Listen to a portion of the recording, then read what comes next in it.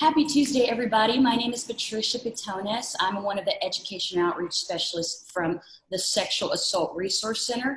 Our 24/7 crisis hotline is still available. It's 979-731-1000. We are still providing virtual counseling as well as virtual education outreach. Feel free to contact us if you know of anybody who has suffered from sexual assault, domestic violence, or a loved one maybe. And today we have a very, very special guest, Miss Anna Santerre, who is a prevention specialist. Miss Ann, if you can introduce yourself, tell us a little bit of what you do, where you're from. Yeah, thank you so much for having me today. I work for Twin City Mission in the domestic violence services as the prevention and outreach specialist, where I just get to go out into the community and talk and teach about domestic violence, places like nonprofits, schools, healthcare, just a wide variety of settings where I have the pleasure of interacting with others on such an important topic, which I truly believe needs to be talked about more often.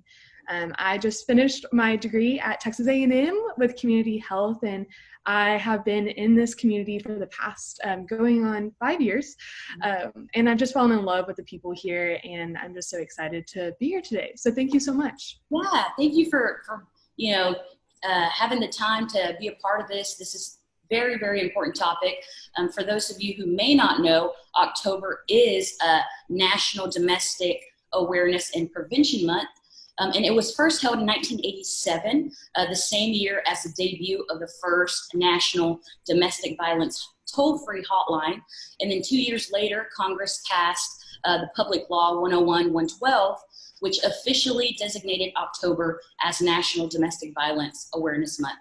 So this idea evolved from October's 1981 Day of Unity. It was an event for connecting those who work to end domestic abuse by the National Coalition Against Domestic Violence. This day evolved into a week, basically, of activities and awareness campaigns held at the local, state, and national levels. 3 key themes were present in the following weeks of October, according to the National Resource Center of Domestic Violence. And those are mourning those who have died because of domestic violence, and also celebrating those who have survived from domestic violence, and as well as connecting those who work to end violence. So me and Ann are those working to end violence, and hopefully we will get there one day. It's not gonna happen overnight, but with our tenacity and our perseverance, I'm sure, eventually we can soon end that cycle of violence. So thank you so much, Ann, for being a part of this Teal Talk with us today. And also, the first Monday of October is recognized as the Day of Unity. All right, so let's get started. First things first, like Ann said, October is National Domestic Violence Awareness Month. So can you explain a little bit more on this topic for those who may not know, if you have any information, any statistics, or any upcoming events to let the people know? Yeah, of course, I would love to. Something I love the history that you gave. Something to add on is that purple is the color of, or that represents domestic violence or family violence, and sometimes you'll see that with the teal of sexual violence, and they're kind of combined. So that's just a side note on that.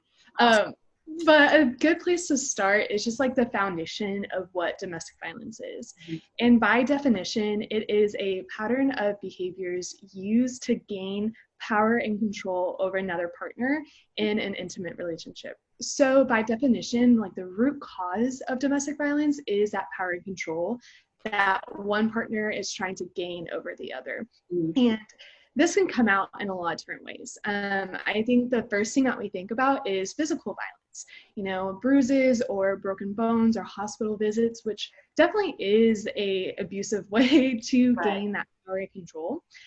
But there's also so many other different ways, and that can be emotional and mental. There's one aspect called gaslighting, which I think is good to talk about, and that is making the victim or partner doubt themselves. So let's say, I put my keys in the same spot every single day, and I need to go to work or I need to leave someplace, and my keys aren't there because my partner moved them. And I kind of freak out because I'm like, oh my goodness, where are my keys? I need them to go.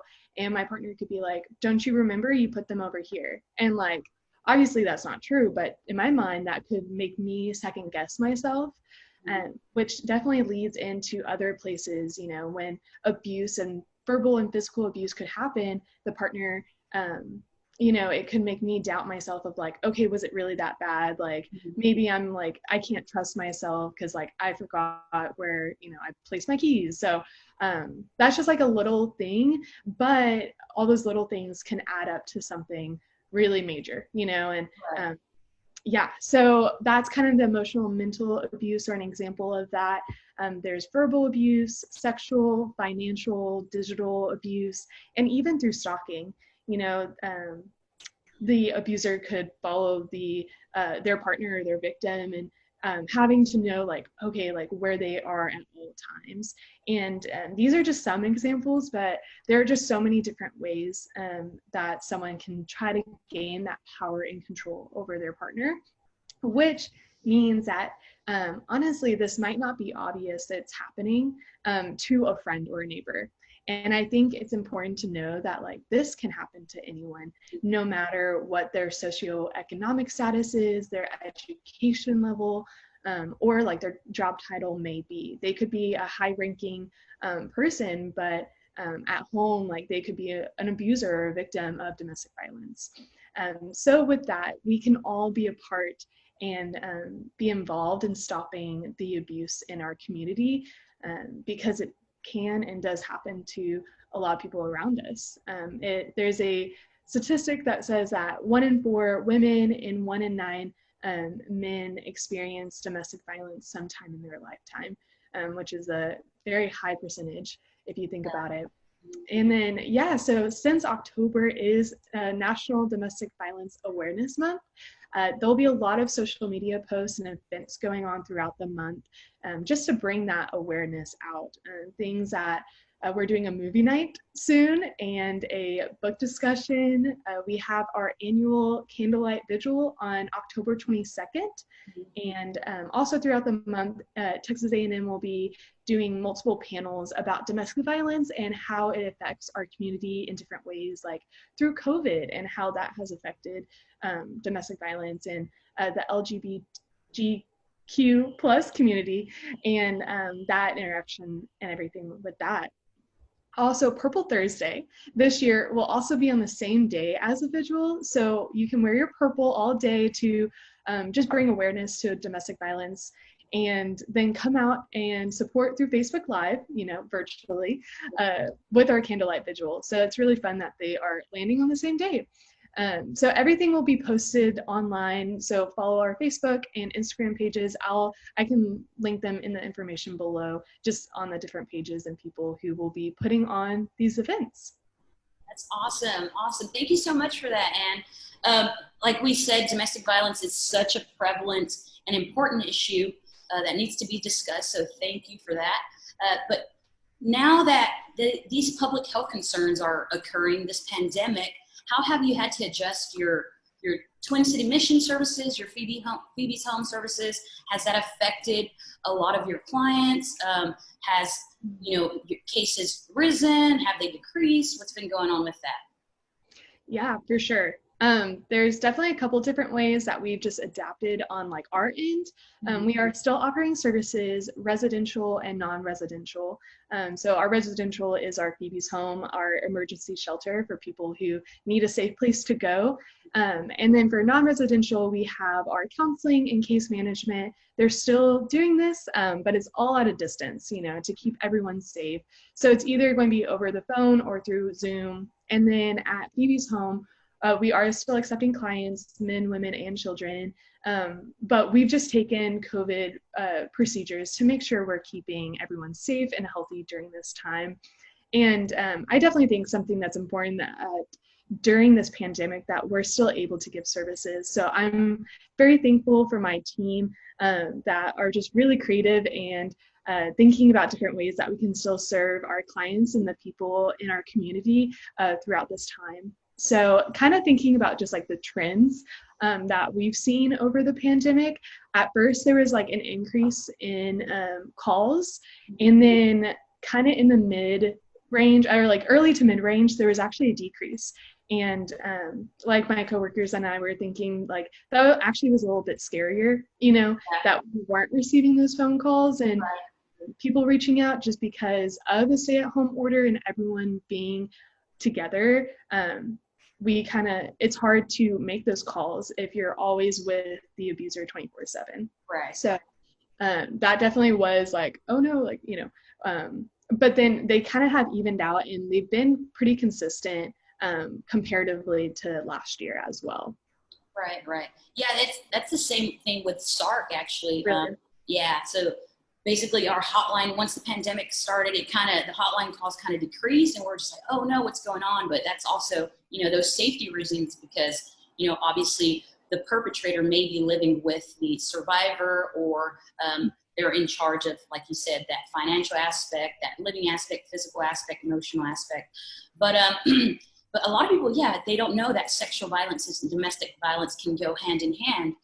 So how is your organization and your community affected by both domestic violence and sexual violence? And how did you get involved with SARC, or come to be partnerships with SARC? Yeah, so just like you said, like, domestic violence is like a subcategory of sexual violence. So when we're talking about one, we're really just talking about both of them, right, and how it impacts our community. Kind of like I was saying before, so like 1 in 4 women and 1 in 9 men experience some type of domestic violence in their lifetime. So this is definitely not an individual problem, and it affects people in our community. So if we start even at home, so like the people who aren't directly in the relationship but are in the home are harmed by the violence. There's a statistic from the Texas Council on Family Violence that says 50 to 70% of men who abuse their female partners will also abuse their children. Wow. Which is even crazy to think about, that half to more than half children are involved in this. And kids who witness or experience domestic violence are more likely to have behavioral problems, just decrease in school performance, and have a harder time making those like really healthy relationships and friendships in school, because it's not modeled at home. So that leads into that behavioral problems and just not being able to make those connections well. And then for our community, in the same study from the Texas Council on Family Violence, they found an increase in homelessness, actually. Wow. So of the people that they interviewed in the homeless community, 44% of them identified domestic violence as one of the primary causes of why they're homeless. And then there's also an increase of healthcare costs, just, medical bills and hospitalizations and things like that. And then a decrease in productivity at work, calling in sick from work and not being able to focus. If you're really, that's a emotionally stressing situation, right, and that's hard to focus in a work environment and stuff like that. So when we kind of think about that, and how SARC and 26 Missions Domestic Violence Services, we can really just like work together in this common goal to end sexual violence. Yes, very true. Yes, right? And since sexual abuse is often part of family violence and domestic violence, we actually know that most sexual assaults are committed by people that know the victim. So there was a study done that said 1/3 of them was by an intimate partner. So, which is like crazy to think about. I didn't even, I don't know, just from the perception of the community and, of the world, that's not something that I would guess. You always see it as like stranger danger. And it's always by someone you don't know. But in reality, like 1/3 of them is by an intimate partner. Which is just crazy. So it's definitely just like an opportunity that we get to come together to help and give services to the people who are in that intersection between domestic violence and sexual assault. And so that's kind of how like our SARC and Twin City Mission has come together, and just helping the people who are in both situations. Yeah, for sure. And I want to give out another statistic. According to the National Coalition Against Domestic Violence, there are almost 20 people per minute abused by an intimate partner in the United States. So while these domestic violence stats are very, powerful, they may be lower than reality because a lot of them go underreported, and that goes with sexual violence cases as well. A lot of individuals do not want to report their sexual assault, or they do not want to report that domestic violence incident. So obviously leaving an abusive relationship seems like such an intrinsic idea. It's like, you can ask somebody like, well, why don't you just leave? But it's not that simple, right? It's not that simple. It's not simple for many victims who are experiencing this physical, this emotional, sexual, and even resource abuse of an offender. So we want to give you guys a little bit of a couple of tips, a couple of advice. If you need a step-by-step plan of fleeing domestic violence, especially during this coronavirus. Is there anything you wanted to add before I start with these steps? Yeah, just something that I've heard and was really impactful for me is that on average, it takes someone 7 times leaving before they actually leave a relationship. And that, so that's 6 times of them going back. Right. So that just to put into perspective of it's not just a one and done situation. Right. Okay, and obviously I'm not saying that of every situation, but on average, that's right. And like Ann said, it does not, sexual violence and domestic violence can happen to anybody. It does not discriminate. It can happen to both men, women, regardless of race, ethnicity, sexual orientation, religion. It does not matter. But yeah, number one step would be to identify a trusted individual who can possibly hold a duffel bag for you or a night bag to go bag. So if you can maybe sneak your social security card in there, a birth certificate, if not, you can order a new one or have it mailed to the address of your friend or that trusted individual that you have. And if you have children, also make sure to take any of your children's documents and things like that, and important documents like birth certificate, social security. And yeah, you can have that friend order soap, toothbrush, toothpaste, whatever toiletries that you'll need, and ship it to that address where your duffel bag is waiting. Number 2, apply for public assistance, medical, cash assistance, food stamps maybe. I would like to say do not include your abuser's income. When you speak with your caseworker, ask for a domestic violence waiver, if possible, to put on your file that would exclude them from requesting or considering your abuser's financial info. Number 3, go online to the United States Postal Service and request that your mail be held at the post office instead of being delivered to your home. See if your state has a safe at home program. This allows you to have a P.O. box for everything that you never disclose, so that you never have to disclose your physical address. So this program forwards all your mail to that P.O. box. Number 4, identify what clothes you'll need. If you have children, like I said, school uniforms, the most important necessities. So just decent and presentable is good enough. We know you're in such everything else is kind of on the wayside, right? So you're not thinking of the best dress or the best set of clothes. Just grab whatever you need to get. Number 5, strategize what leaving will look like. Once you have a few outfits in your duffel bag, your vital records, some toiletries, you can really begin to strategize what leaving and not returning looks like. So yeah, just strategize your plan and what leaving will look like in your head. Number 6, plan your exit.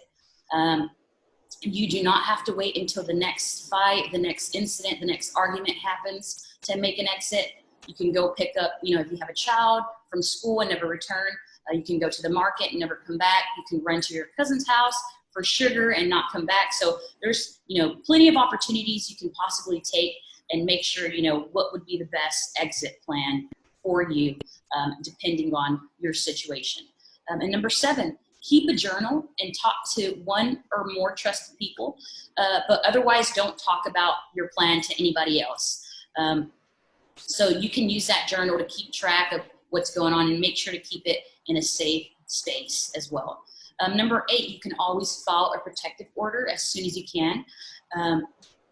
At SARC, we do provide law enforcement accompaniments right now. However, because of the pandemic, we are not able to provide hospital accompaniments as well as law enforcement accompaniments, but you can still call our 24/7 crisis hotline and we can have an advocate with you over the phone, or possibly whatever question you may have, we can definitely help you out with that. Number 9, apply for custody of your child or your children if you have any. And number 10, inquire about appearing for custody hearings over the phone or online. I'm assuming with the pandemic, that's going to be a lot easier doing it online or over the phone, because we've kind of had to learn how to be virtual in these times. So yeah. And number 11, ask for support from the police if you feel comfortable doing so. It's completely up to the individual's choice whether they want to file a report or not with the police. And I'm assuming at Phoebe's Home in Twin City Missions, it's up to the survivor as well, what they want to do. And then you meet them where they are and help them in whatever they need, in whatever case, situation is going on. So definitely. Number 12, talk to your doctor or pharmacist about replacing any prescriptions that you may have. And number 13, if you do have a job, speak with maybe the human resources department at your job. You may have designated leave for domestic violence recovery. You may also have legal protections against losing your job, possibly for taking off for either court or anything related to the situation of you leaving your abuser. And number 14, consider what you will do if you lose your job. You may qualify for unemployment. You may also receive public assistance. So if you know of anybody who has experienced intimate partner violence, please do not hesitate to keep a list close for a safe exit strategy. There are a ton of free resources and information, including SARC, including Phoebe's Homes, including Twin City Missions. So I just want you to know that you are not alone. We see you, we hear you, we believe you. And if you have anything else that you would like to add on, I'm sorry, that was a lot of information. No, it was so good. I feel like I was like, oh yeah, that's, I need to remember that. So I love it. I just have just a couple of things of. Go ahead. Sweet. So kind of like you were saying before, of there's a lot of numbers and statistics that were set today, which I think are good to be able to gain that perspective on what's happening in our world and what's happening in our community. And one that I just thought of was that in 2018, there in the Brazos County, we had 1,400 instances of domestic or family violence. And like you were saying, that's those are the ones that were reported. So in reality, we know that that number is so much higher. But yeah, so that's just kind of so good to be able to gain that perspective. But it's also so vital that we remember that everything that we were talking about today is that they're about people. These numbers, all these situations is someone's story, someone's life. And that should be our main focus when we were talking. And it's just so good to hear you talk about practical steps. It's easy to see or talk about the big picture, but to actually be okay, step 1 and step 2, these are really important things. So when we're talking about domestic violence or sexual assault, any of these heartbreaking items or things, is that so many people are affected by this. And it's important that we know that we can be someone to help another person. We could be that friend or that support system to someone who may be going through this. Like you were saying, we could be that friend that has that duffel bag that is the address that they are sending their stuff to. So if you know someone or you are on the fence, words are hard, but there's, you can definitely just call and ask questions and, my friend is acting this way. Is this a red flag? Should I be concerned? We would love just to talk through that. And we have amazing case managers and counselors just ready to help whenever needed. And all of our services are free and available for people to talk that are in need. because domestic violence definitely happens in Brazos County. Right, right. Yeah, I agree. I agree. And not only in the Brazos County, in the Brazos Valley, and pretty much nationally, right? So, yeah, in terms of helping a survivor of domestic violence, you can always use the hashtag domestic violence awareness to post on social media, because a lot of people use social media. So you can always get them on Instagram, Facebook, Twitter. So sometimes a lot of people don't really know, like Anne was saying, that they really are in an abusive relationship. Because they're so used to their partner calling them crazy or making them feel like all of the problems are their own fault. But I want you guys to know that you are not alone. So if you or know someone who is experiencing domestic violence, please visit or call the National Domestic Violence Hotline, which is 1-800-799-7233. If you are in danger, call 911. And like I said before, feel free to go follow SARC on the Instagram, Facebook, Twitter. Go to sarcbb.org. All of the information, I'll include that. Like I said, our 24/7 crisis hotline. If you need any future referrals, resources, especially for Phoebe's Home, Twin City Missions, you can definitely give us a call. Miss Ann, feel free to let us know y'all's hotline, what to follow you for future events, upcoming information. Yeah, of course. So we have a Facebook with Twin City Mission. We'll be posting on that. The Brazos County Coalition Against Domestic Violence is another Facebook page that you can like for updates on events. Our hotline for Phoebe's Home is 979-775-5355. So yeah, you can call our hotline. It's 24/7, just like y'all's. And so yeah, those are our things, and I can send them to you to comment below. Perfect. Well, thank you so much, Anne. It was a pleasure speaking to you today. But yeah, to everybody, if you do guys have any comments or questions, just know that on Facebook it is not confidential. So feel free to give us a call on our hotline. Or if you do have a question or comment that you do feel comfortable posting on social media, feel free and we'll get back to you as soon as we can. But thank you so much, Anne, and everybody, you guys have a great Tuesday. All right. Thank you. Bye-bye. Thank you. Bye.